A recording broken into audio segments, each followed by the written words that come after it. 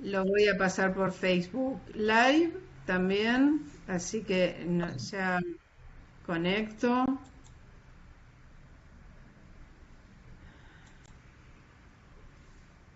Así los que se quedaron afuera también pueden verlo.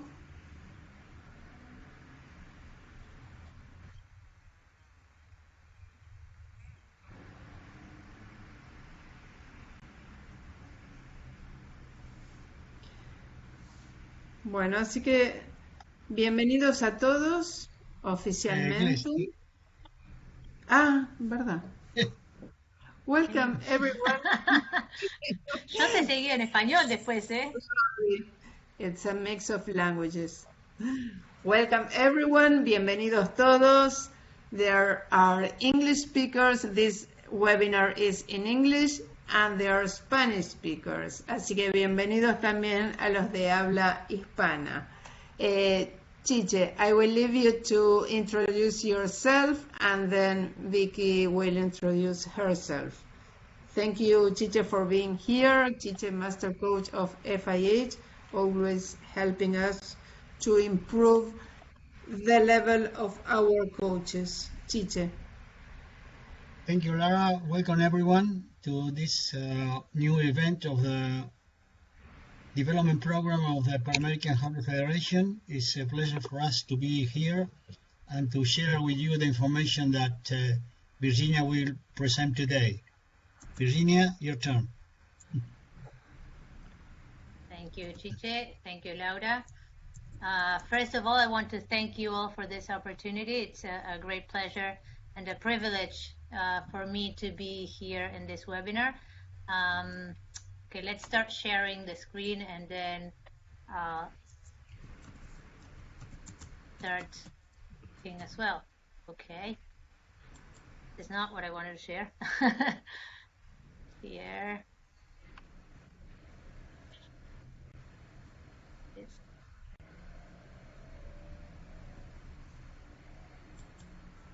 Wait a second, I'm so sorry. There you are. Yeah, but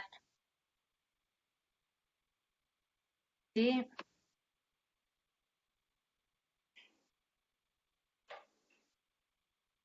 Sorry.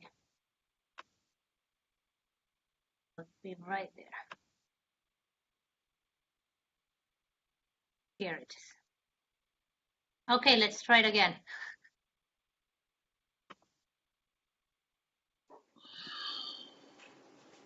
Okay.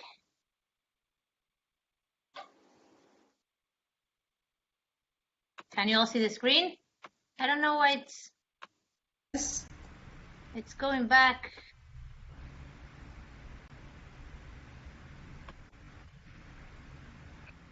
Hold on, I'm so sorry. Because I started from the beginning and it's not going from the beginning.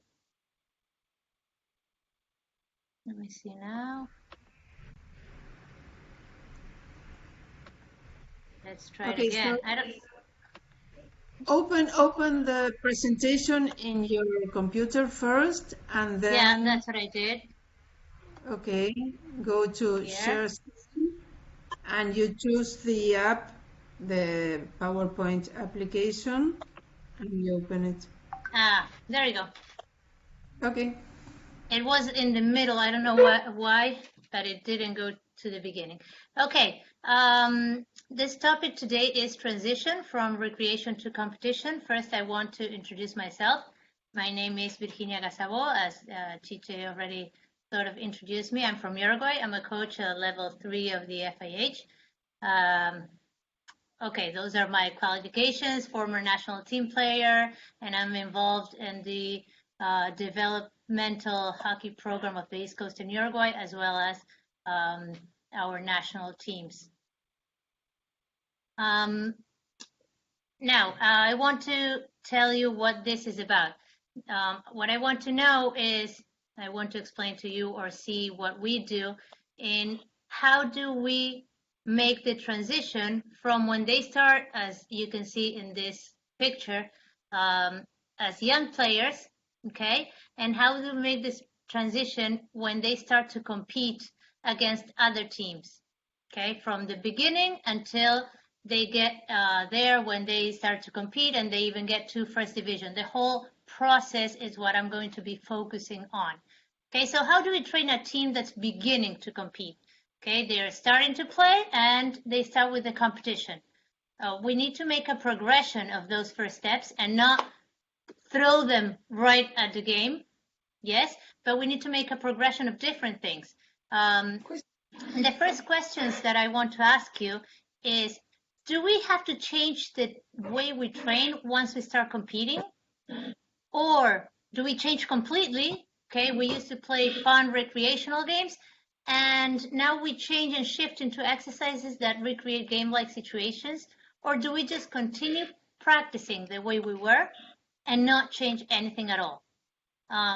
In this webinar, I want it to be sort of a give and go and sort of sharing information with everyone and not a one-way presentation, because it's going to get boring for everyone. And I really want to hear all of your comments and all your views on these issues. So does anyone want to comment on this? What do you think we should do in a situation like this? I can't see all of you. Anyone?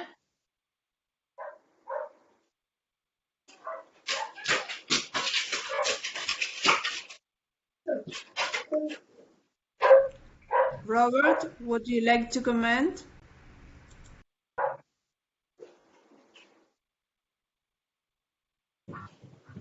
I just got in, so I'm not sure what the question was. Welcome, Robert, then. Yes. Okay, we were saying that there is a progression from when you start playing, the little kids, and then we're going to compete. And in that, throughout that time, we need to make a progression and see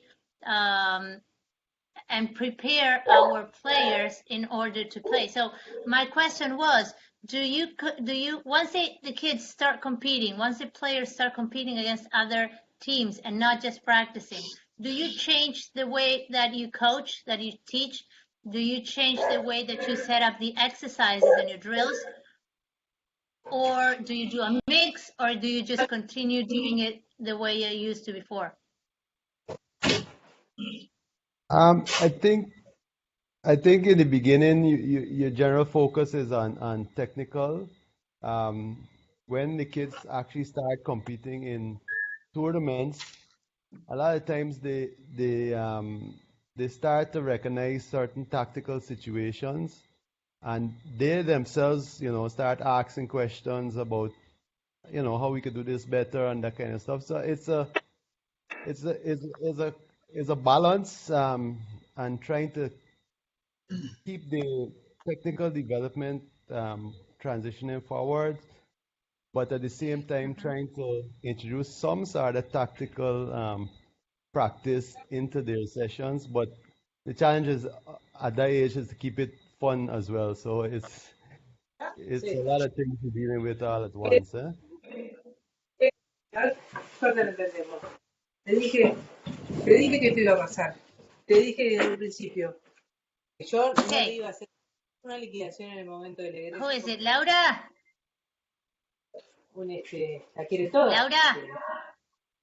El 3%. Yes. Ahí está. Yes. No sé si te quedó el micrófono aquí abierto, ¿puede ser? No.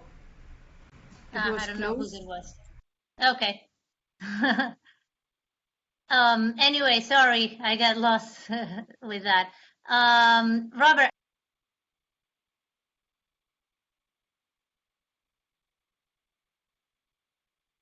Está muteada, Virginia.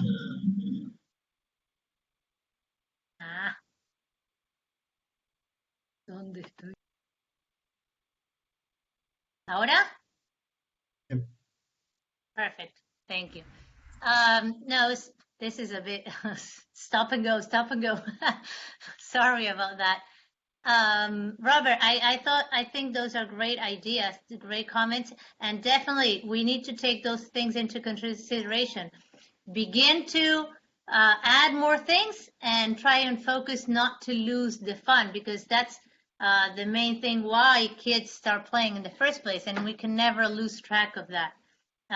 Does anybody else want to comment on something else, add onto it, or should we keep going? Okay, if you ever need to stop me because I'm not making myself clear or anything, just feel free. As I said, I'm open and I want this to be a two-way webinar, okay? So let's continue.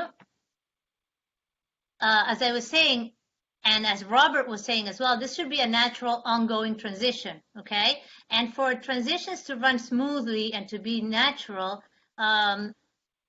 it should just happen as redundance here, naturally, okay? And we also need to begin to adapt the games so that we can later apply those concepts into the real games. So maybe you continue playing the games you were doing before and just start adapting little things, okay? Making some adjustments that will not vary so much from what you started with, but that will lead into the competition later on, okay? And as Robert said just now, it's important that we start introducing tactics into the training session, even if it's not a tactics per se, or maybe you're not even naming it, okay? But we need to introduce it as simple tactical concepts, and maybe just do it gradually, as we were saying before, okay? And again, I couldn't agree more when we said we should always include the games in our session, because the practices must be fun. They always should have an ingredient of fun at all times, okay? So, for example, I'm going to show you when they are little, yes, they start playing. This is a very simple example, okay? Here they have, they are fields, small fields, 1v1, okay, where they are practicing push passing and receiving, okay? And the objective of the game is try to score on the goal here. They can't leave their own goal cages, and they shoot from here to here and back. It's a small game. We also, what we do is we then rotate the players so they practice that same skill over and over against different players, and it's a lot more fun than just practicing push passing back and forth. Now, how to adapt this into one step further, for example, would be here, the same drill, passing back and forth, but we can add something. For example, the coach blows the whistle. When the coach blows the whistle, the player that has got the ball at that time has to go and play a 1v1 on the defender. Okay, so we're beginning to adapt a little bit, playing 1v1, and we can set up the rule of the defender not moving from the goal cage or going to the half, and just playing a 1v1. When that play is over, then they go back to the push passing. Yes? If the defender here intercepts the ball, she goes on to the next goal, again a 1v1. If the ball goes out of bounds, we can start teaching them, for example, to take the free hit from where that ball went out, or we can just set up the rules that if it goes out of bounds, we go back to the back and pushing back and forth. So you see, you have the same game, just a little adjustment, and then you go back, okay? It's a smooth transition that it actually spices up that particular exercise, and the kids enjoy it, okay? Also, this transition, besides the adjustments that we make in our practices, should also take place in the competition that the children play. Okay, so how can it be done? I'm saying the transition changes should happen in the games themselves. So in different countries, transitions might be done in different ways. Okay, now is when I want you to open up your microphones one at a time, and tell me, how do you do it in your countries? How do you have that progression of games, of competition in your countries? For example, Nacho, how do you do it in Argentina? Yeah, here we make different exercise in between 2 or 3 players, and it's too important for play the pass and the reception, the position of our feet, the position of our knees, and every time the next situation before the pass and reception, it would be the situation in 2, 3 versus 3 in a little space. Okay, very good. So that's also, you start from smaller things and you go on to bigger. Anybody else? We have Cher, who can tell us what happens in her country. Good Yes, night. In Barbados, we will take as the example you talked about push passing. We can do it on a large, like, because it's kids, do it on a big scale. So 3v3 or 4v4, just to get the ball moving and making it fun. And then we will keep the space big, and then as it progression, then we'll make it more 3v3 and make the box smaller and add more than one goal to protect, possibly. So that way, progressing from the basic concept of moving and passing to moving and passing with then thinking about positioning and protecting goal bars and rotating defenders, or introducing it in that way to think. So instead of just getting accustomed to defend one goal bars, they have to now realize that the play is constantly moving to introduce thinking in the game. That's very interesting. Thank you, Cher. Anyone else? Damon, would you like to comment?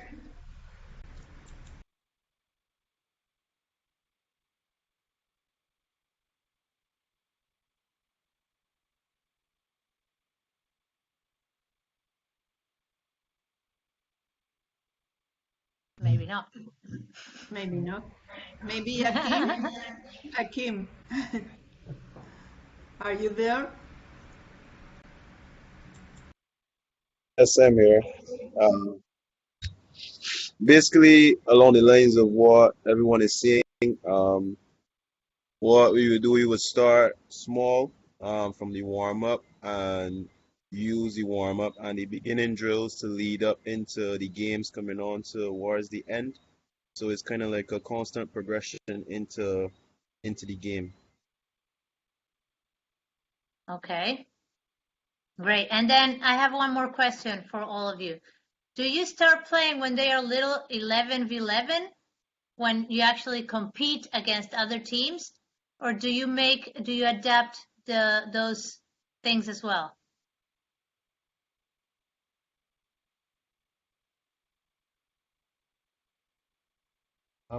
In Guyana, we do the first tournament that we have for them is 4v4 in indoor. And then as they get a little older, it may be. And how old are they when they play 4v4? On 11, yeah, we don't have them very young. We have them from on the 11, on the 14. Okay.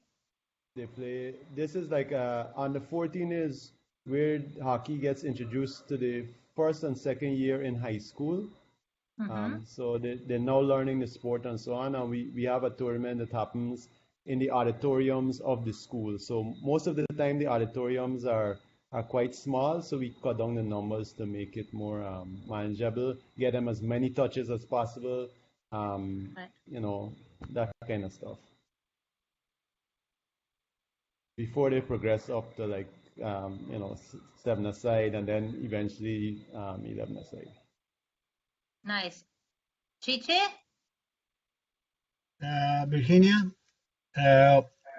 well, everything that you are saying really is very good, because it's really true. There is a transition, but the answer that we have to offer is yes, should be a transition. I want to ask a question for everyone. What do they need to play? Suppose that they are beginners. It doesn't matter the age. Say 10 years old, 9 years old if you want. If I ask you, if they are beginners, what is the minimum skill that they need to play? Forget about the very, very complicated things. Minimum skills that they need to play hockey. What do they need to play? To stop and to pass. Right, Push correct. and stop. Right, good. And what else? You say two. I say one more. Maybe. One more. Yeah. To move. Correct. Without Perfect. the ball. Perfect. Passing, receiving, and dribble. Right? So when they know that, when they are able to do passing, receiving, and dribble, let's imagine, which is the main problem when you play the game with these three things only. What's happened really in the game? Let's think about the kids or the girls. Doesn't matter. They are playing. What happened? They tend to gravitate towards the ball, all Right. in one space. Correct. So now I don't have I have my idea, but you have to find the solution. If this happens, you have to give them some tools to solve this problem. The other problem that usually happens is they crush each other to get the ball. For preventing this, they need another information just to avoid the crash between players, right? And then you can build up a program and use as Virginia presented clearly, maybe to start with the transition, which is, first of all, you say, not me, passing, receiving, and dribbling. Okay, then one thing more, and more and more. And this is a transition, actually, right? I think if all of us think about a little bit what happened in the game, then we can build up the program consistency with what they need to play. Why? Because I am interested to talk about this problem, because at the level of the FIH, when we present the courses, we always say, let's think about what the player need to make the program, not what do they need. What the player need, identify what they need, then to make a program, a progression, or whatever, rather than to do that the player want. The player want to play. The kids want to play around with the ball, right? This is a very simple things to build up the program. Thank you, Virginia.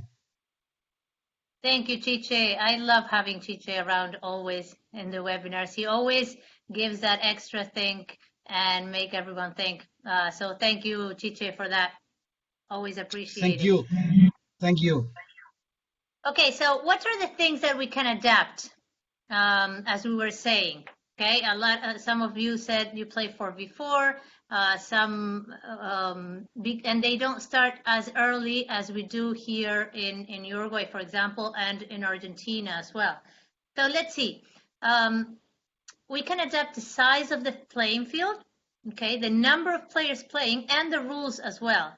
We're not going to change the rules, but we're going to adapt the rules towards what we need for our players, as Chicho was saying, to learn, okay?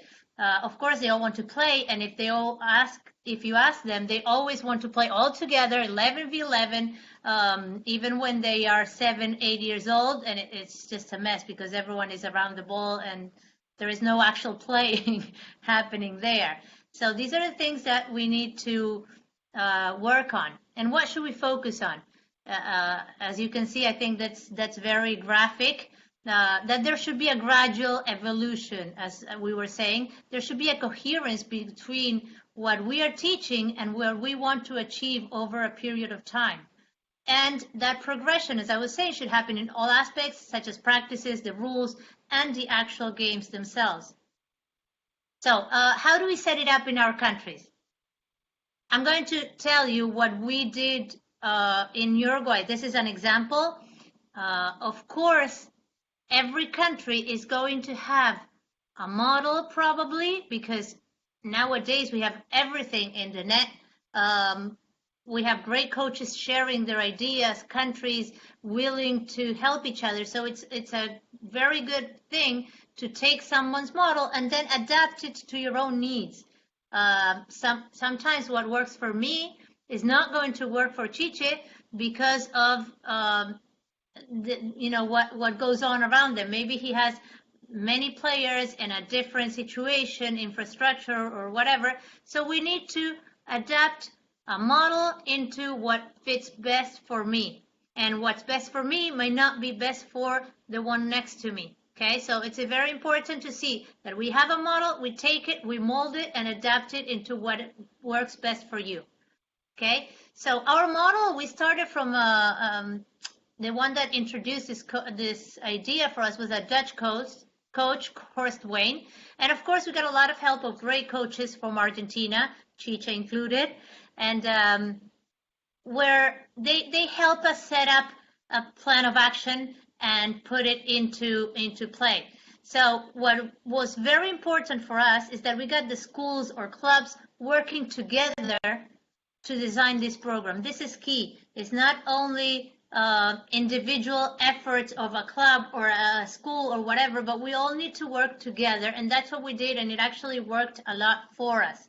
Okay, so as I was saying, in Uruguay, some schools and clubs start training when they are 6 and 7 years old. There's a big difference to, who was it, from Barbados, that said that they start at 11. So we start much younger than that, and that's actually very beneficial for our players, I guess. However, they don't start competing until they are in 9th division, which is when they are 9 years old approximately. Most of the hockey here happens in the schools. We also have club teams, but mostly in schools. Okay, so before that, when they are not competing, what we do, we have an event towards the end of the year where we set up some recreational games, not scoring goals, but just fun games where we're practicing different techniques in different stations where the kids rotate through those stations. They all play mix up in colors. It's very fun, very relaxed and laid off. No emphasis on the competition itself, but we practice the basic skills, like Chiche said, which are the most important to begin with, which is carrying the ball, pushing and reception, and then we move on also to a 1v1. Okay, what's important is that in this type of events, we promote the acquisition of the individual basic skills through these type of games. I'm going to show you one of them where we practice, for example, here it's a competition, 1v1, carrying the ball, and once they get between the dotted line and the circle, they have to take a shot on goal. It's a push pass, okay? So it's carrying the ball and pushing. And the advantage of this type of games is that once they know them, the kids don't need a coach to have them regulate that game. So you can have many stations in your practices, and one of them, some of the kids, as you will see here, are going to be playing that game, while the coach might be monitoring another station, and so on. So let's see. Here it was a competition, and they decided that it was a tie, so they had to go over and do it again. as you can see here, some players playing here, and the other side of the field, they were doing something else. That's very simple, of course, but that's just for the beginning, as we were saying before. Okay, and okay. No, that's not it. We saw it already. There you go. Okay, so how do we do it? I want to go over this a little bit quickly. I'll try to so we can get further on. We start, as we were saying, 3v3, then we move on to a 5v5, then 7v7, and finally an 11v11. We don't get to play 11v11 until they are in high school, which means here you'll have 1, 2, 3, and 4 years of reduced players playing before they get to an 11v11. So they have at least 4 years of competition in a reduced space, size of field, and number of players before going into a big field. Okay, and how does it work? We have individual meets with an organized fixture, which were arranged at the beginning of the year. We play, for example, let me see. I know that I play Argentina, and the second time I will be playing Brazil, and the third one here I put 2 teams together. Why is this? Because sometimes we get to team up against schools with that don't have the same number of students playing, okay, players. So we need to set up, for example, 30 on this side and 30 on this side. So sometimes we need to put together 2 teams in order to have that equality in numbers, so they can all play the same amount of games and everything. Okay, one thing I think it's very important to focus on, to emphasize, is that we don't have a leaderboard or ranking system in primary. They are just individual meets. You go, you play, and it doesn't matter if you win or lose. It just ends there in that weekend. Then the following weekend, you're going to go and play somebody else. And it ends there. And then the following weekend, and so on. So we have the whole year without keeping the results. Of course, if you ask the kids, they'll know if they won or lost. And they leave on Saturday. They say, hey, I won 2 games. I tied 1, and then I lost 1. Because they all keep score. But we, as adults, as teams, we don't keep track of the scores. We only keep track of the scores, of the standings of the team when they are in high school, in secondary school. Okay, now what do you think are the advantages of this system? Why is it important not to keep score? I've been talking too much. I need you to give me something because otherwise it's boring.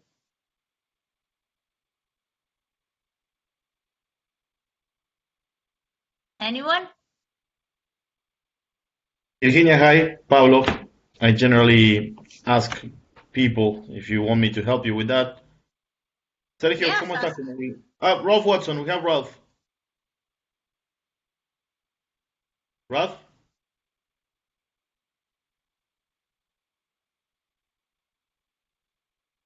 Okay, I think we don't have him. Let's try with Sergio. How is your English? I should try. Hello. I suppose that competition make a pressure, not for the players, but maybe the parents are just involved with the event and they want to keep a goal and they make a confusion of the objective of the great event. So when you don't have a competition involved for the beginners, I think it's especially better for them to reach the skills. It's okay? Excellent. I couldn't agree with you more. You get a lot of outside pressure sometimes, and I personally think that you can focus more on long-term goals because you don't need to win every weekend. And not only the pressure from the parents, but also the coaches feel that pressure from the schools sometimes, or the clubs, and even from the parents. So it's a more relaxed way of learning. And as I was saying, the kids know if they win or lose, and the kids are always going to want to win. They always want to win. So you don't need to add that extra pressure. They'll try and win every single time. So it's good to try and leave that aside and put our goal into a long-term goal, and to achieve those technical skills before trying to win the games. Okay, so as I was saying, first level we play 3v3, and just so that you have a general idea, we divide, for example, 25-yard lines into 3 different fields, and in each of these fields we have play a 3v3. So if you can see here, we have 3, 6, 9 players of one team playing in 25 yards. Okay, so that's actually it's very good, because we can have a lot of players playing at the same time. Okay, and the rules of these games particularly, there are no goal cages. We have just a straight line. It's a 3v3, and the goal is to carry the ball through the end line. That's until the middle of the year. In the second half of the year, what we do is we add 2 goal cages here, one on this side and one on this side, and then one here and one here. Sorry if it's a bit small. So what they have to do is score either on this goal or on the other goal. Okay? And what's important in this whole system is that all schools or clubs are in tune. And what do I mean by this? The coaches here are the ones reffing the games. We don't bring extra referees to ref the games. Okay? And we need to divide our own teams using the same criteria. For example, we decide with the other team that on this field that we're going to call field 1 are going to be our top players, our better players. So we divide them. Our better players are going to play on this field. Then our second best players are going to play here, and our C teams are going to play there. And what's the importance of that? They all get to pair up against players that are sort of in the same level, and that they all get to play a lot of time, because they each play. For example, we put, I don't know, 3 or 4 teams that are going to play here, so they rotate. They play, they rest, they play again, they play again, they rest again. And they are playing against different small teams, right? But they usually, in every weekend, they usually play 2, 3 games, depending on the amount of players. And as I was saying, the coaches ref the games, and this is an instance of not only refereeing, but also teaching. And that's why I'm saying it's very important that all schools work together, because what we do is we ref the game and we coach it as well. So sometimes we have to stop. Okay, no, it was a goal, so your whole team needs to be on this side. And we go through the teaching moments in here, okay? So it's actually very important to be in tune, as I was saying. So what do you think are the advantages of playing 3v3? That it could be in this level or in a higher level as well. So I think I have. Yeah? Okay. Sorry, I couldn't hear you.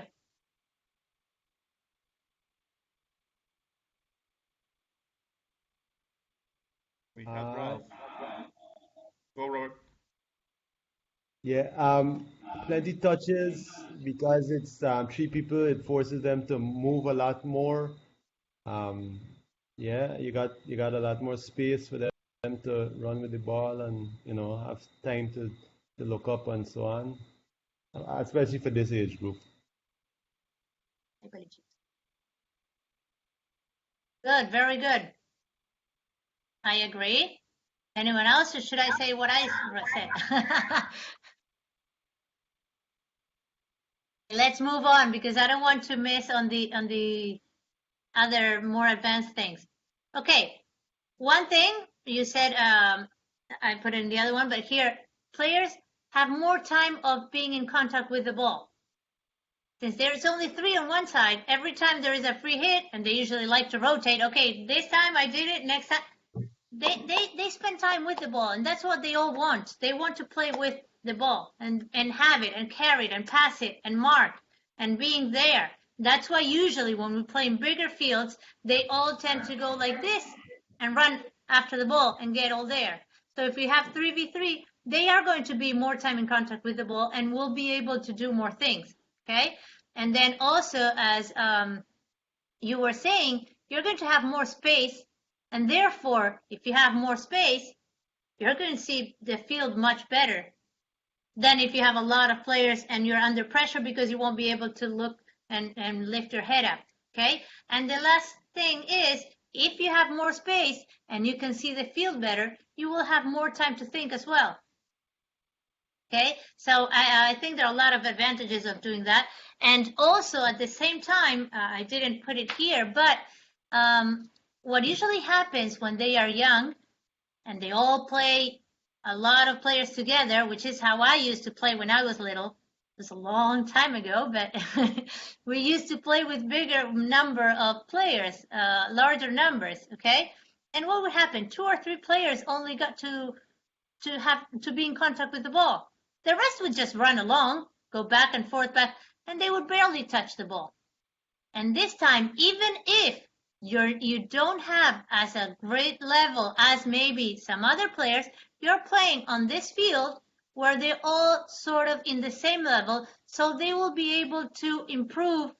Each in their own level will have a place to go, okay? Because sometimes if they all play mixed up, what happens is the better players will continue improving and the other ones will get stuck here. So this is an opportunity for improvement and growth for all players regardless of their level.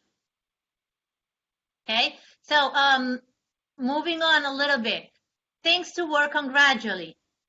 As teacher was saying, one of the things was passing the ball, the other one was carrying the ball, okay? So the attacking principles that we need to work on with our players gradually, even from when they are beginning, are, for example, free space, 1v1, and passing.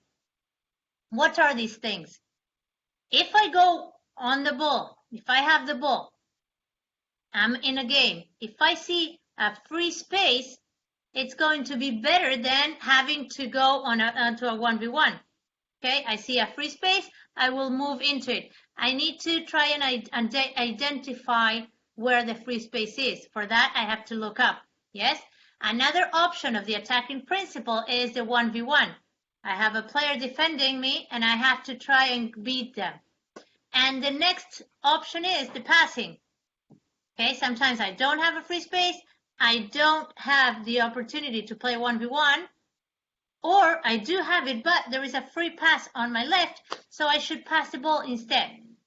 The important thing is to try and identify your best option and make the decision. Okay, it's very important to begin encouraging our players to think and start identifying what their best options are. Okay, and then on the other side, I'm carrying the ball, but on the other side, if my teammates want to be able to receive the ball and to be an option, a valid option for the carrier, they need to consider 3 things. Am I open? Am I available in an open pass line? Am I in a position where I can receive the ball clearly? There is no, players in between where the player with the ball cannot see me. The next option is, can I receive the ball in the forehand? Maybe I am in a position where I'm going to receive the ball on the left side. And what's wrong with that? What do you think is wrong with receiving the ball on the left side instead of on the right hand side? I know it sounds very simple, but these things are key in order to do the next the next play better. If I have a good reception on my right, it's going to reduce the time of controlling the ball, which will give me more time for my next play. That could be a pass or dribbling or whatever I want to do. But if I receive on the left, then I'm going to take more time. And by the time I am in control of the ball, then I will probably have pressure on me. And the quality of my pass is not going to be as good as if I receive a good ball, good reception, clean. So I have more time to think. I don't have to worry so much about the ball, but I can look up and see my next play.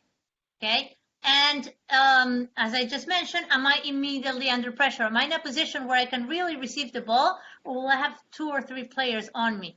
Okay, these things are things that we need to work on beginning gradually, okay? But it's important because they are the start of the team tactical behaviors. Of course, we're not going to, throw everything at them, but we should try and get, for example, in a game where I have a situation like this, those are the teaching moments that we want to stop, okay, and make sure that we can make it a teaching moment there. If there was a mistake, okay, wait, stop, great. You were in a good position, but what happened? Why do you think you didn't get the ball? Were you available? Oh, okay, you had a mark on, that's why. So where do you think you could have been in order for you to be able to receive the ball? Those teaching moments are key, and are key not just if, hey, you're in the wrong place, you should be here.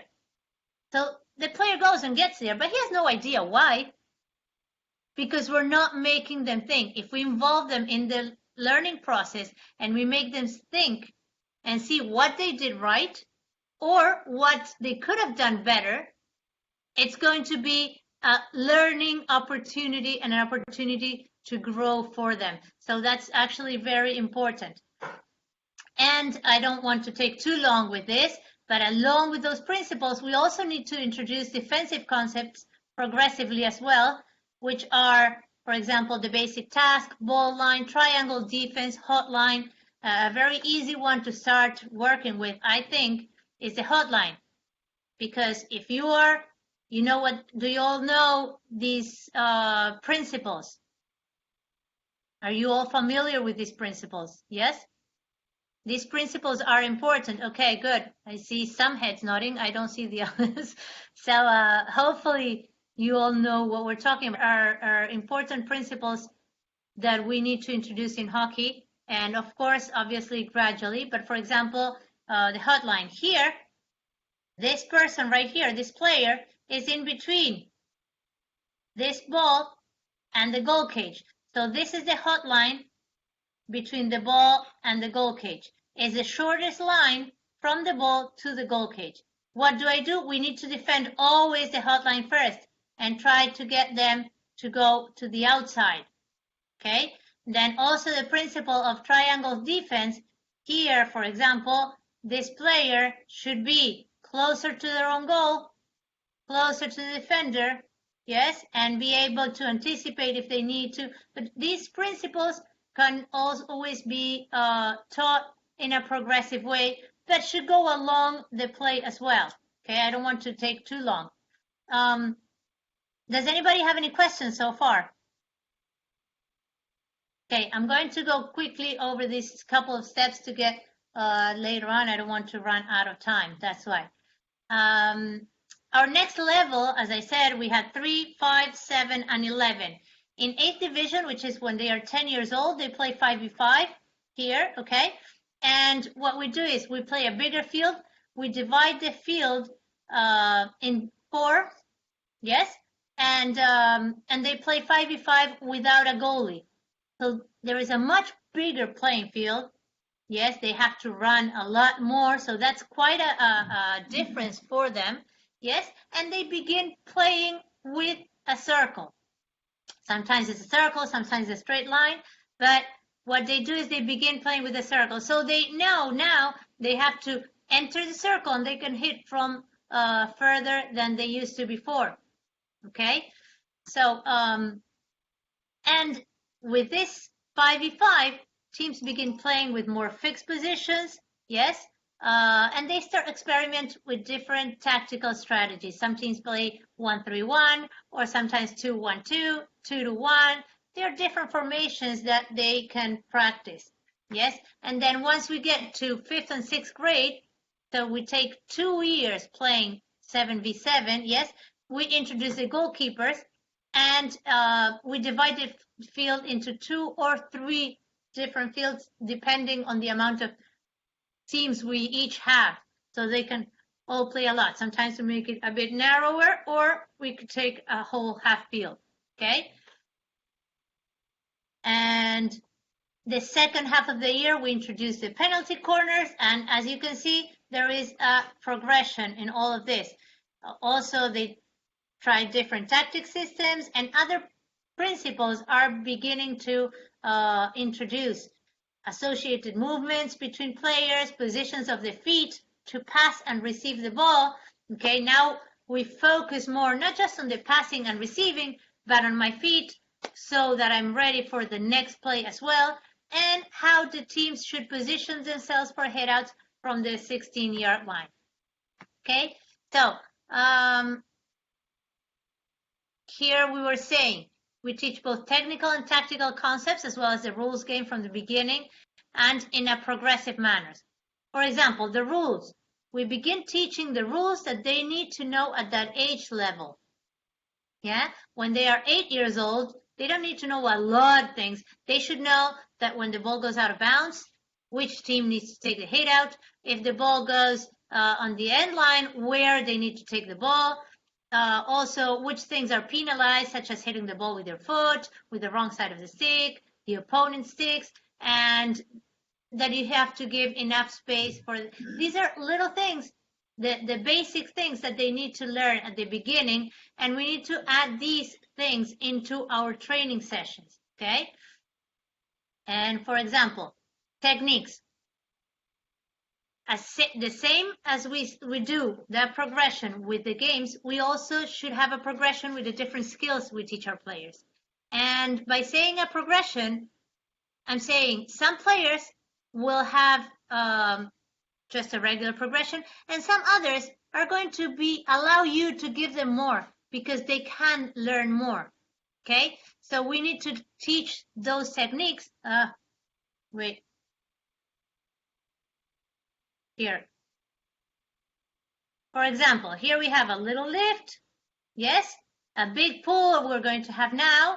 Cup using their body to protect the ball. See, after the big pull, uses the body, and then takes a push pass on goal. This is very simple, but they are a mixture of things that they can do with this exercise, okay? And then here, I'm going to show you how to, even as someone as little as they are, this player was 8, 9 years old, I think. In the first video, she was in 2nd grade. Now in this one right here, I think she's in 3rd grade. And we can teach them some more advanced techniques, as you will see now. First is the dribbling. Okay, she's in 3rd grade. Third. And here, look. Those things are great skills that some of them can master, so why not practice them, right? But, as we can see, little girls like her can do it, or can start doing it. But the real challenge for us as coaches is how can we get our players to use those skills they just learned during the games? As you can see here, we can see dribbling in the air. Here it's a little lift over the defenders. But how can we get our players to use them and to begin using them in real games? Does anybody have any ideas on that?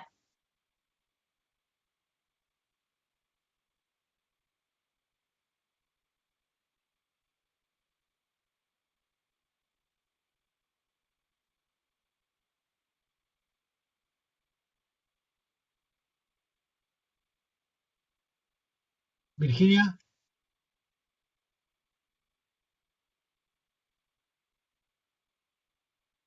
Can you hear me? Yeah. Soy Chiche. Anybody have? Yeah. Okay, now I want to make a comment really. It's a general, but maybe could be good for understanding a little bit the time of space and everything.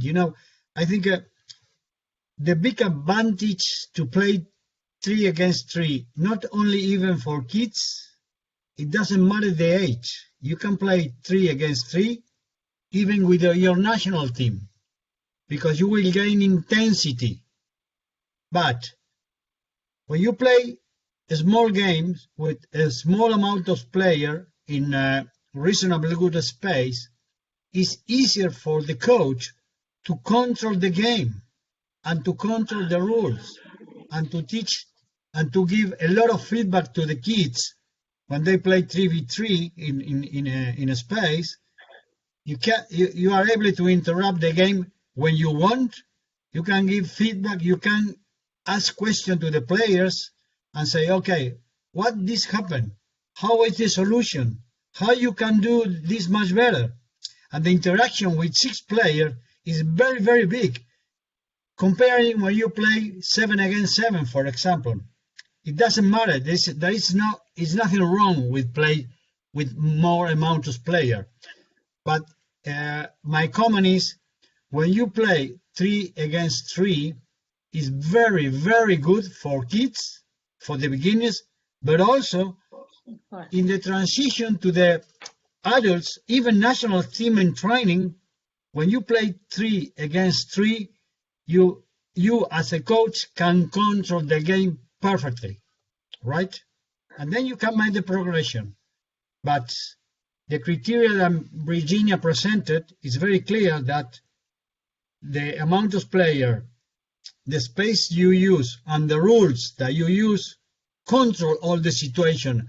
I would be very, very efficient if you find a good relationship with these 3 factors, right? That's my comment. Thank you, Chiche.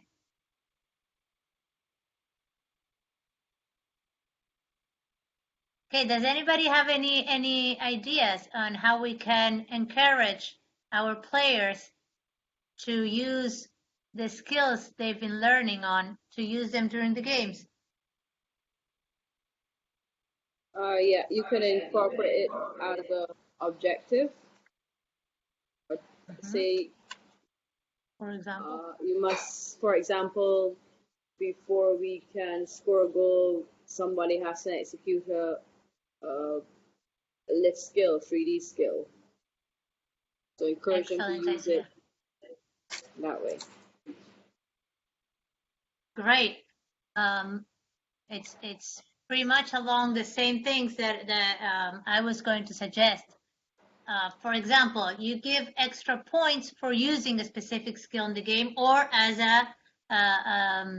you have to do that, as you were saying, in order to be able to score. Another one is set up specific rules for the game to encourage, I don't know, collective plays or something else. For example, I want to go on a practical example.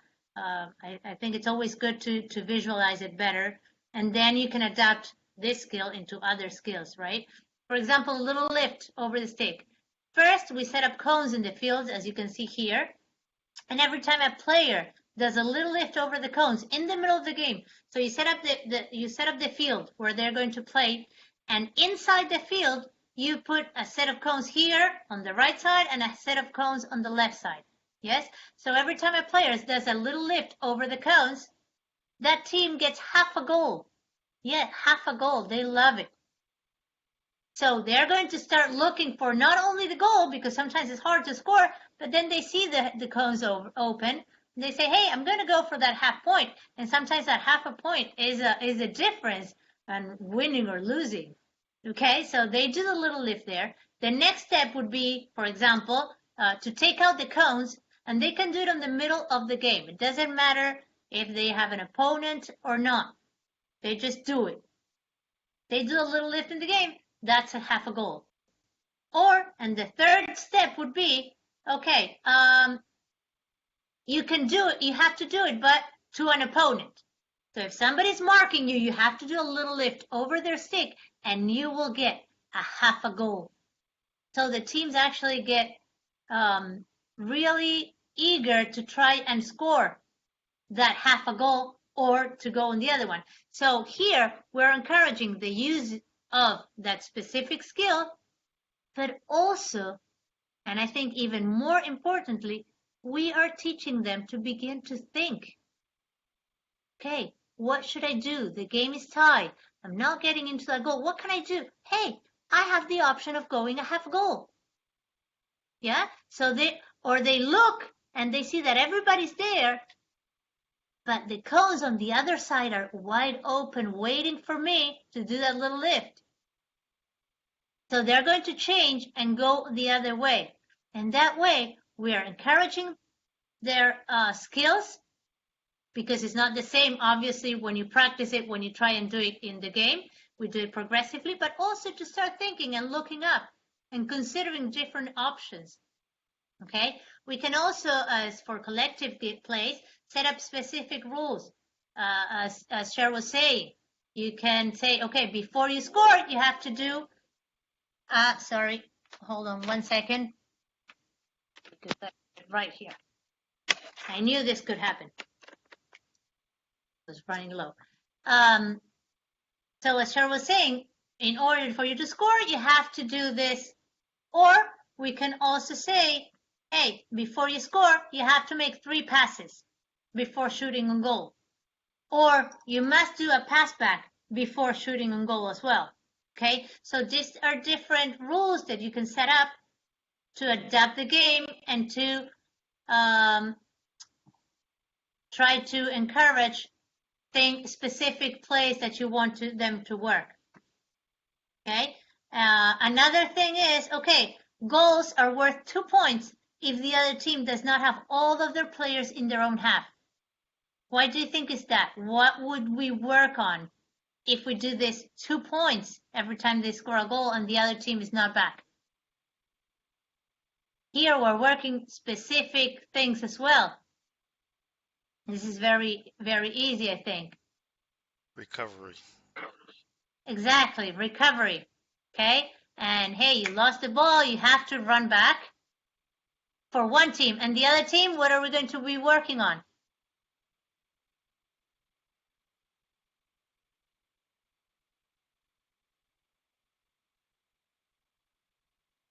One team works on getting back quickly.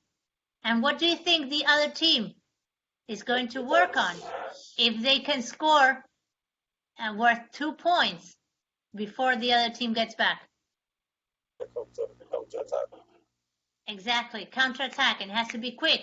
Okay, so these are little variations of the rules that we can make in order to work on something specifically. Okay, so these are just obviously some ideas, and it can work with different skills as well. Okay, for example, here is 3v3 with 4 goals. What can we work on? Here we probably work on possession, on looking up, seeing where the open goal is, a lot of passing, okay? So these are things that we can work on regardless of the level they are in. We can't do it when they are too young, but then later on we can use it in many, many opportunities, okay? And here, decision makers, as I was saying earlier, just now, we were giving them the opportunity to practice those skills, but also to make them begin to think in the games, okay? We need to build decision makers on the field, and I put a lot of emphasis in this, okay? So we need to encourage players that think and can make decisions on the field, okay? And how can we do that? As Chiche was saying, it's very important that we involve our players into the learning process, encourage them to learn self-management skills both and off the field, on and off the field. Okay, self-management. Why do you think that's important? And how do we encourage it?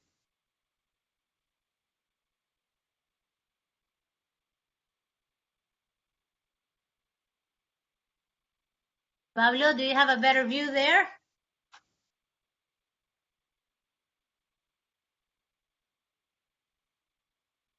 You want us to answer how to encourage self-management skills? Why do you think it's important, and how do you encourage that? Because they're the ones playing in the game, in the actual moment. So it's for them to learn, and you do that, like how you were saying, incorporate it into practice and stuff. So they need to know to make their own decisions and not let the coach be the thinking. It needs to be a coach and student, or a coach and player combined, so it's both a give and take. That they sometimes you ask your players and they come up with ideas that you never came up with. So they start to see the game differently on their own without being told everything. Yeah, that's right along the lines where Chichi was saying, where you can stop and make players think and analyze a little bit.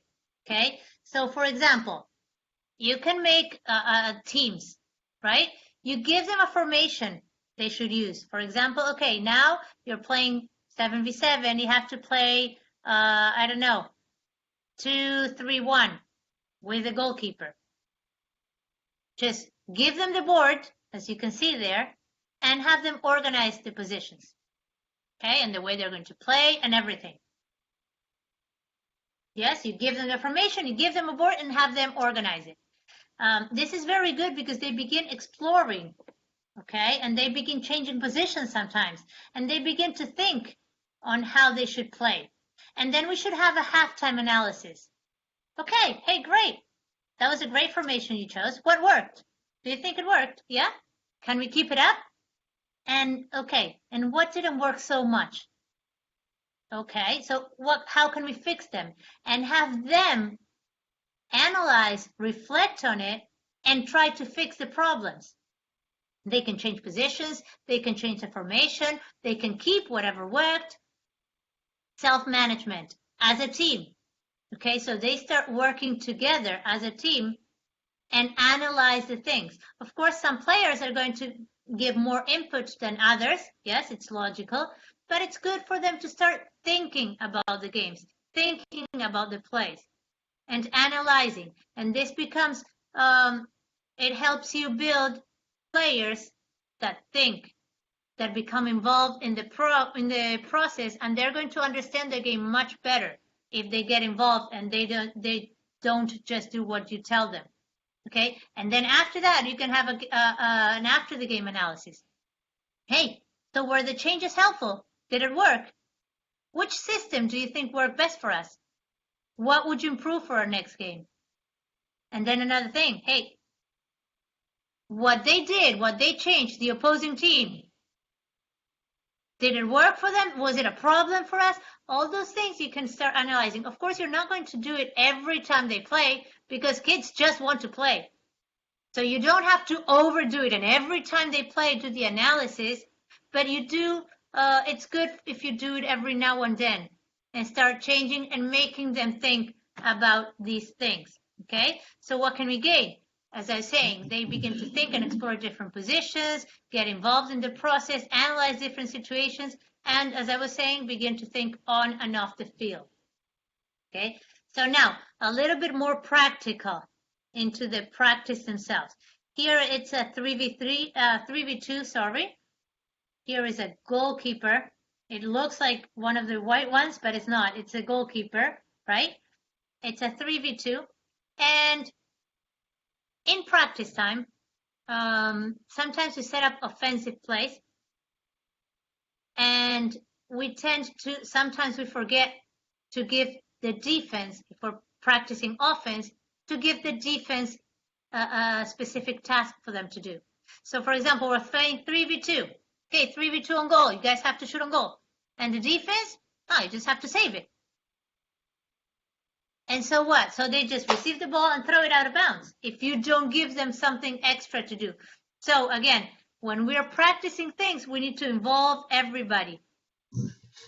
And what we're going to gain from this is to have everybody more involved. It's going to be more fun, more dynamic. Yes. And for example, the task the exercise needs to work for both offense and defense, yes? So the goal here would be 3 versus 2, 3v2 on goal. If the defender gets the ball, what they can do is score on these goals. How? Carrying the ball and then throw it, pushing or whatever when they get here, or passing the ball and then carrying the ball, having in control into those two. Or we can also say, for example, if the goalie kicks it to one of those 2 goals, they can get a point. Yes?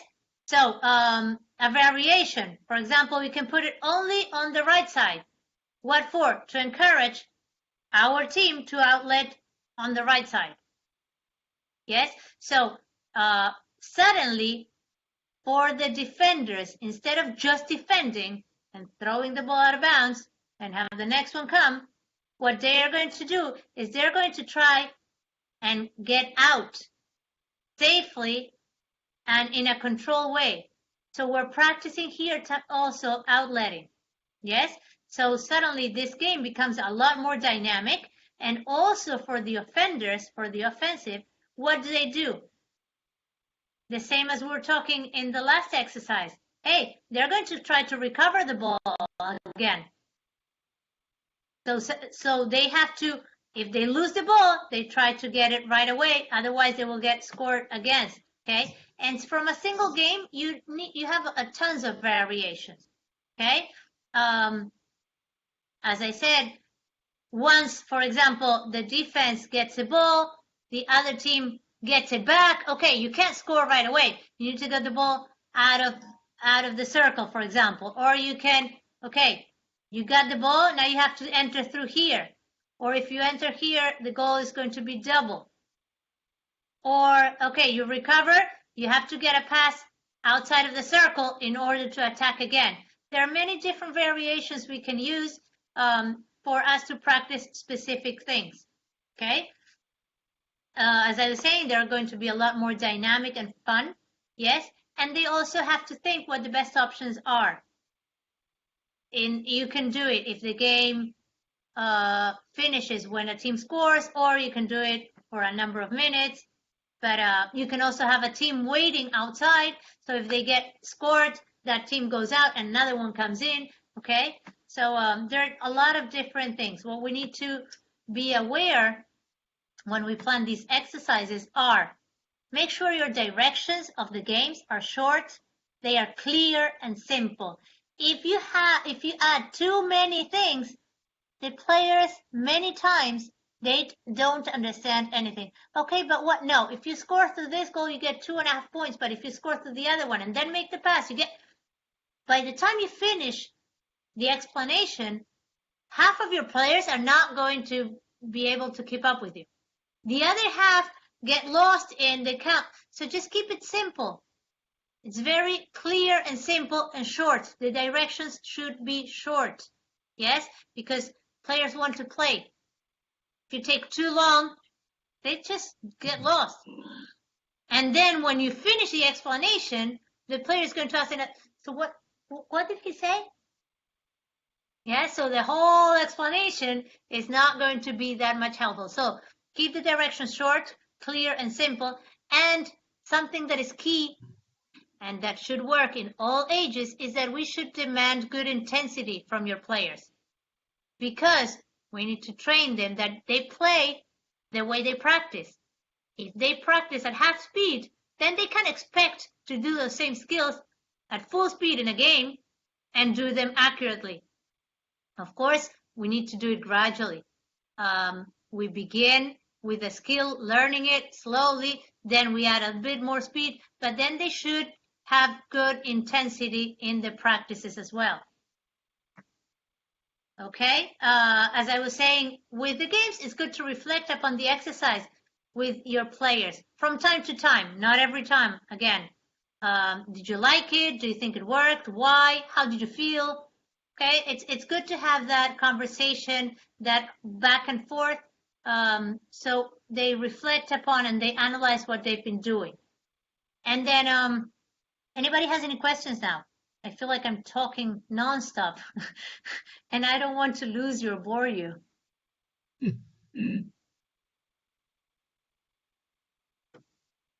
Now, should I keep going? Nobody fell asleep yet? Okay, I'll continue then. Specific plays, such as penalty corners and penalty strokes. You know, I had a really hard time, maybe Chiche or some of you guys will know, finding the difference between how to say penalty strokes. Chiche, let me say this in Spanish to you. De los australianos y los penales tradicionales. ¿Cuál es la definición? What's the difference definition? Does anybody know? Sorry? There is. I think there is not a specific answer. I think we call in Argentina Australian penalty. That's it. There is not really a specific. I don't know. I really don't know. When I was going to write it, I couldn't really tell. Okay, we call it Australian penalty or regular penalty strokes, but I didn't know the correct definition. I was actually looking it up, and then I found some term that I can't remember. I wrote it here somewhere, so we'll see. Anyway, so how do we practice? Of course, first we need to devote some time to practice and master these plays, but also after you've practiced them specifically and players know how to do them and what to do, you should try and include them in your sessions as well. These specific plays are fun, and they actually give a little bit more of they spice it up a bit, okay? So for example, if you have an equipped goalie in your training session, yes, and the defensive masks are at hand, why not incorporate the penalty corners in the drill? Okay, so that's a good choice. If you don't feel that comfortable yet with practicing the defensive corners because of the different things, what you can do is all fouls in the circle can award the offense with a penalty stroke, okay, from the 7-yard line, or with a penalty shuffle. That's a word I found. Shuffle. I don't know. It's the Australian penalty stroke that we were saying. Anyway, you can do that every time there is a foul in the circle, the offense gets a penalty stroke. One day you can do it with a penalty with the Australian one, or the other day with a penalty stroke. You can change it. But it's so much more fun. If in the middle of the practice you get to take a penalty stroke and then continue playing as if nothing had happened, yeah, it's a lot of fun for the players. Different players, you can also add the rule that, hey, whoever gets the foul has to take the penalty stroke. So that way, everybody takes a shot and gets a try on a penalty stroke during practice time.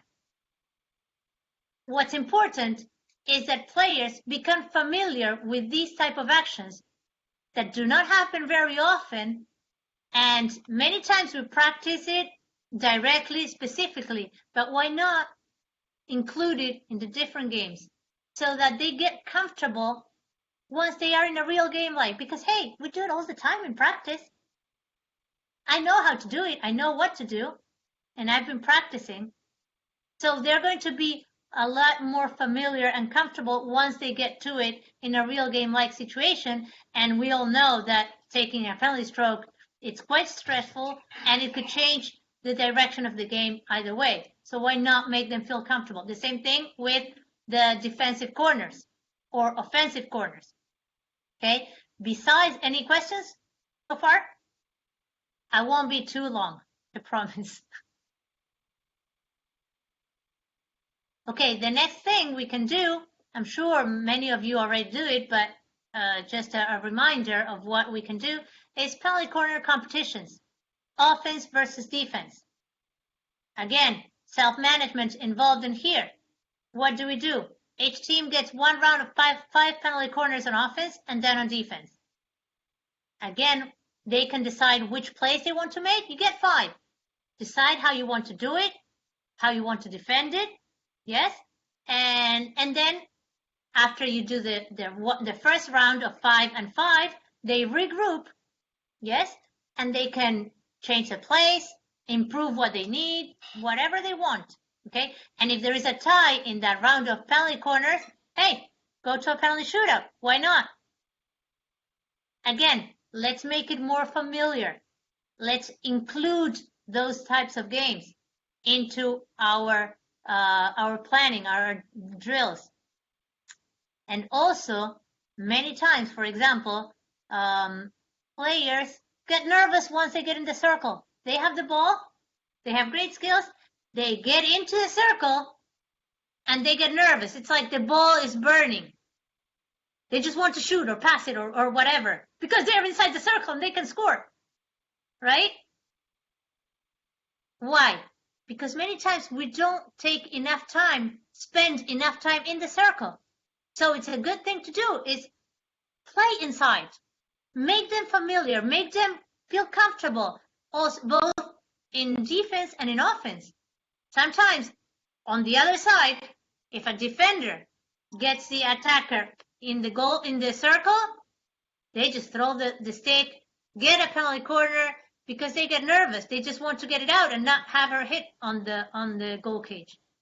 So set up some drills inside the circle, yes, so the players become familiar and comfortable inside the circle as well.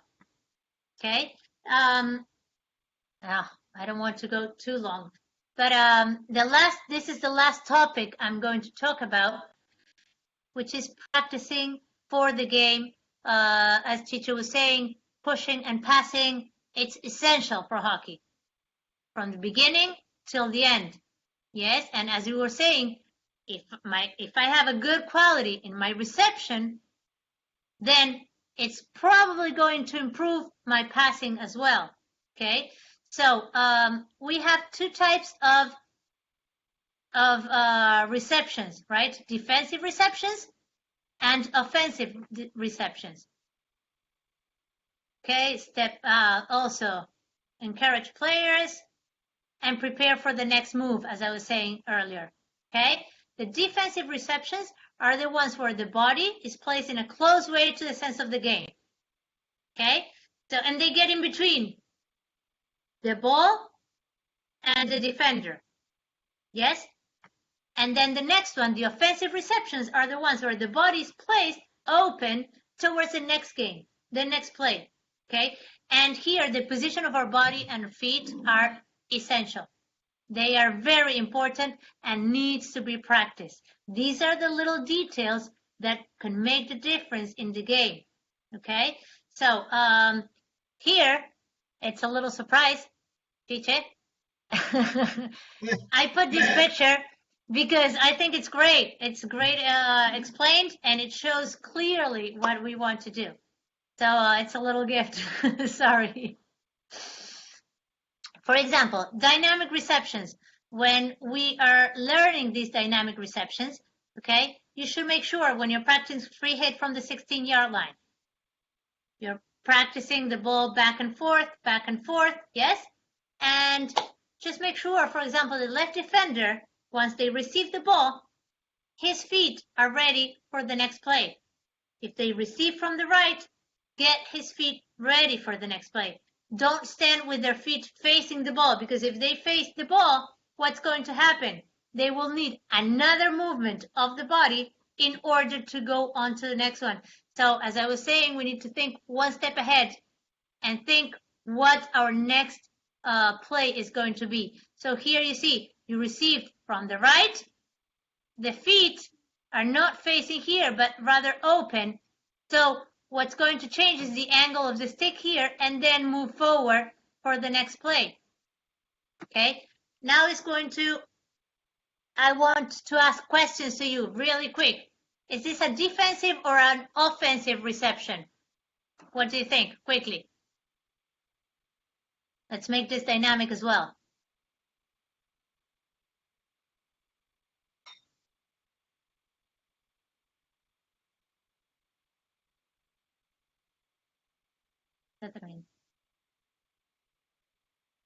Want Yeah? me to ask some people, Virginia?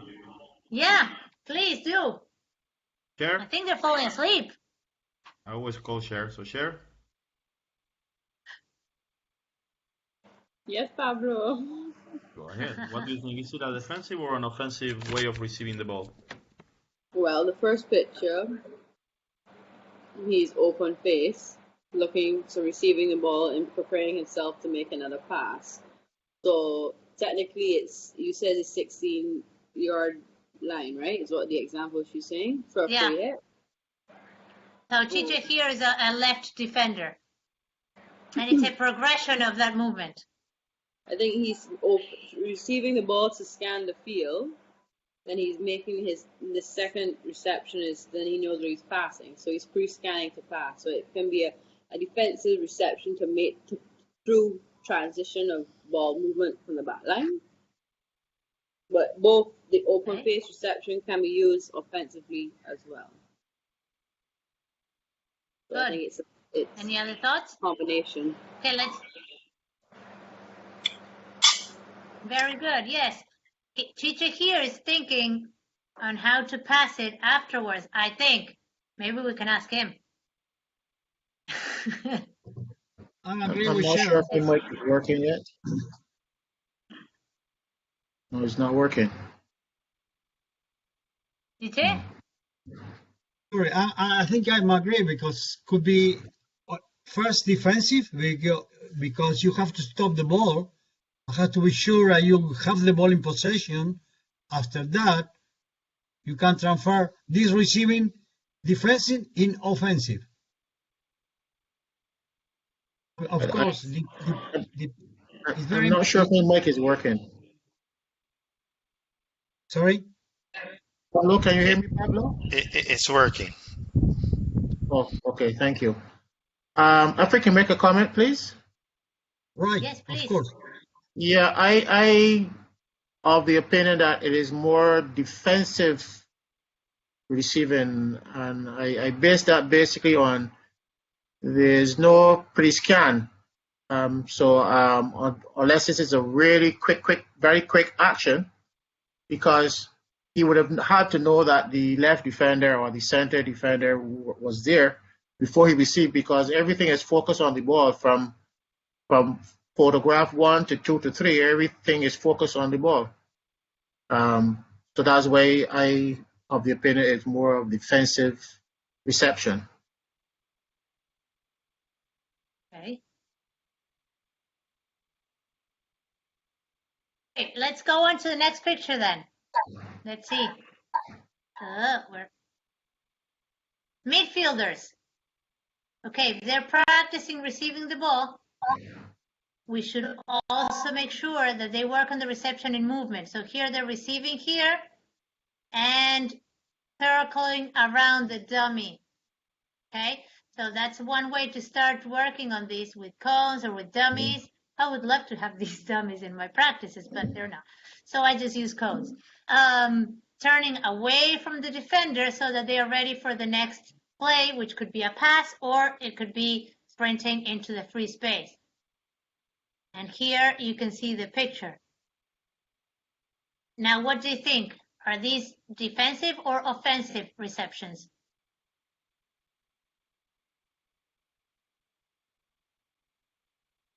Nacho?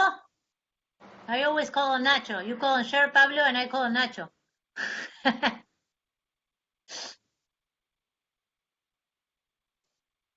I think it's better make the defensive reception first. Yeah, great. Okay, and let's see here.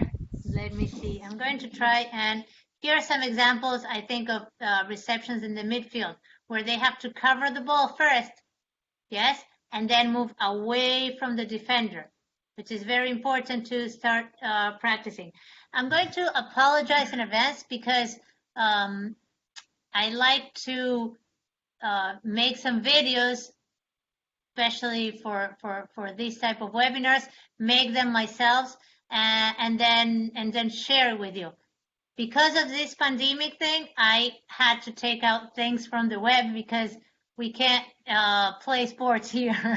We haven't been able to play for quite a couple of months. So I'm sorry that I took some things off the web, but I think it's going to, need to ask for permission.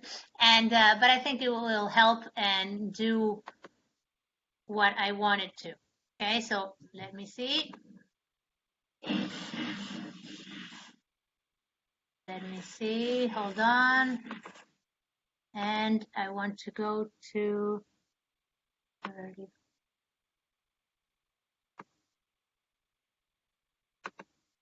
Okay, can you see it?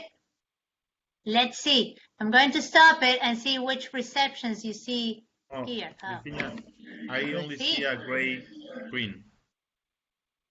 Oh, you do? Hmm? Sorry. Teacher, you see the video or only Yeah. a gray screen? I can Gray, see only a gray screen. gray screen. Okay, I think I know why. Hold on, let me see. Tenés que cambiar la app que estás compartiendo. Eso. Sí, me acabo de acordar. Entonces tengo que hacerlo de vuelta, ¿verdad? Compartir de vuelta. Compartí, pero compartí el programa de video. Veremos. A ver. Where is it?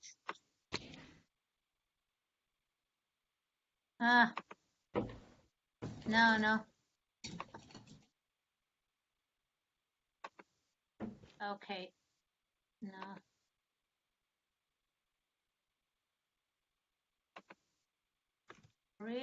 Let me see. Ahí está. ¿Ahí sí? Agranda la pantalla si quieres. Sí. Listo. Perfect. Okay. I'm going to stop it and see if you see the receptions. What kind of reception was that?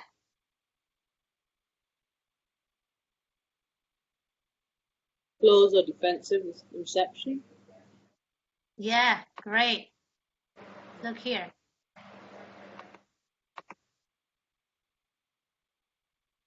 Okay, that's the same one. And let's see that left defender. What play was it? What reception did it have? That left defender. Anybody? The first one that Chi did. Open face reception, looking, scanning up the field to make a pass. Exactly. I would say it's a more offensive. I thought at first it was going to be an offensive, but then she changed her mind and passed it back. So it could be a mix of both things, as Chicha said earlier on, right? So let's see it again. Continues, but then when you got under pressure, passes it back, right? And then let me see. I'm so sorry for this. I know it's not the best. Let's see here. See that reception?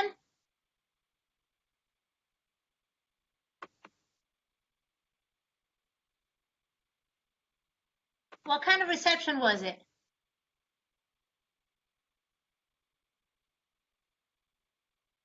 Who is it there with the hat and the orange shirt? I think I can't hear you. Yes, I'm sorry.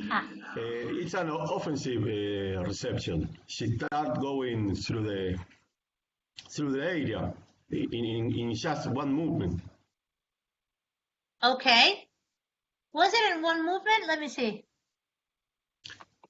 Because we didn't see it from the beginning, I think. Let's see.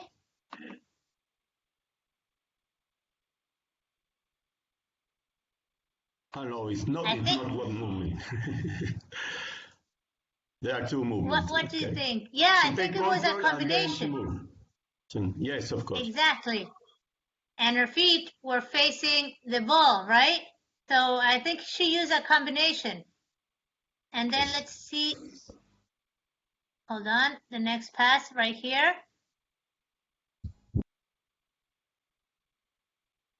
How about that reception? Real offensive reception. Yeah, I think it's an offensive one. Going opens up a bit, right? Let's see it again. Hold on. I moved it back too much. Here it is.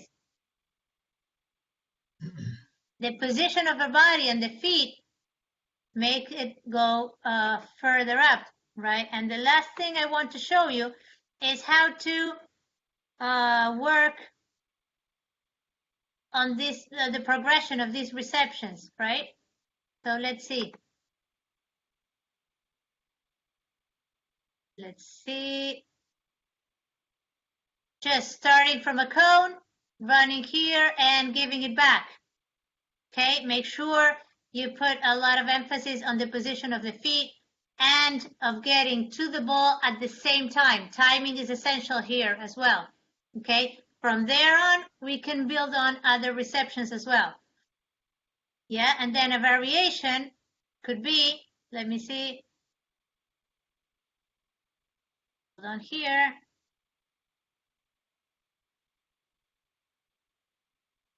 See, it's getting the ball and going away towards the other cone. You can do it one way or the other, but these are different things we can do in order to start practicing these receptions. Okay, the angle of the stick, it's very important, as well as the position of the feet. Okay, so let's see.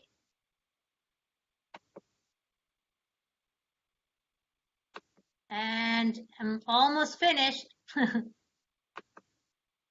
Oh, wait, I stopped sharing, right? Where am I? I can't see any of you. I can only see my screen. Ah, here it is.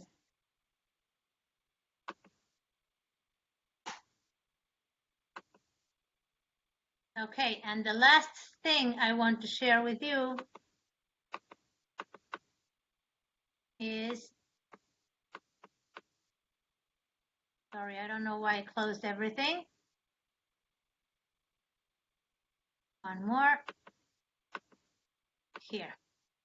And to finish with this presentation, I want to emphasize again on the importance of having players that think, that begin to think for themselves.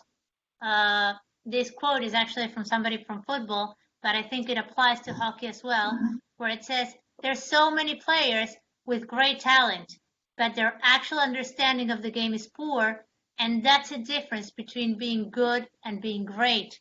It's getting the decisions right, which is key in football, or in our case, in hockey. Okay, I think the difference between a good player and a great player is those players that make the decisions, that are able to make the decisions on the field, and they can also win games and lead the entire team. So I think it's essential for us to, besides training the skills and everything we train in a progressive way, it's important to train the mind and to make them think. And I think that's what we should focus on as well. And that's it for today. So thank you very much. And if you have any questions, I am open, or comments.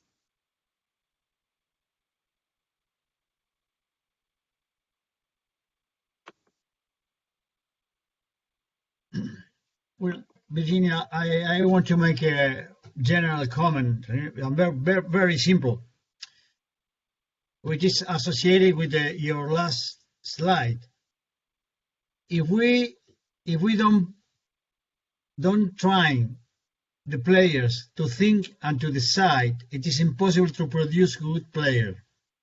Because one thing is play the game, and the other thing is to play and to understand the game. And to understand the game have to be developed if we as coaches try the players as learners and they have to be involved in their learner. You know, if we ask questions and we encourage them to think why they are doing something different, or why they are doing this exercise, which is the reason, because we plan this exercise, which is the real reason, which was the objective. And then our responsibility is to make a good exercise associated with the focus of the objective. And then when we are coaching within the training, we have to ask the players if they understand what they are doing and which is the reason because we are planning this kind of exercise, which is actually to practice the objective that we are planning before. In summary, one thing is trying by exercises, and the other thing is training by exercises within with a concept. Have to be a concept, and the concept has to be the focus of the exercise. And they have to talk. We as coaches have to talk with the player about this. Talking with the players is training as well. If we are communicating with them in a good manner, in a good understanding, this is part of the training. We are not losing time. We are pushing them to think and to decide, right? Thank you, Virginia, for your time and for your presentation. And thank you all of you for appointing to this seminar. Thank you. Thank you, guys. I left in the chat a feedback link so you can give us your feedback about our webinar. It only will take you 2 minutes and will help us to improve. Thank you all. Thank you, Virginia. Thank you, Pablo. Thank you, Chiche.